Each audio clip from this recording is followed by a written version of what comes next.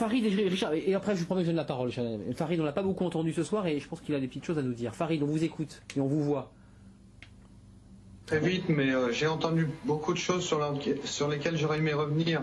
Alors, en effet, le tsar à la drogue, l'homologue de Étienne Appert aux États-Unis, M. Kerlikowske, a déclaré cet été, en reprenant les déclarations du candidat Obama, que la guerre à la drogue était finie aux États-Unis et qu'il s'agissait de ne plus rentrer en guerre contre sa propre population.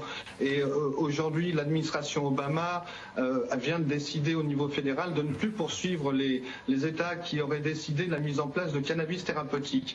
J'enchaîne ici avec cette idée et j'enjoins monsieur le député Vaillant. Il est urgent aujourd'hui de venir en aide aux personnes qui ont recours au cannabis thérapeutique et aux plantes à drogue qui peuvent leur permettre de mieux supporter leur douleur. Et tout simplement parce qu'au niveau international, et monsieur Delagnona parlait des conventions uniques, en effet, le contrôle international se base sur cette prescription médicale.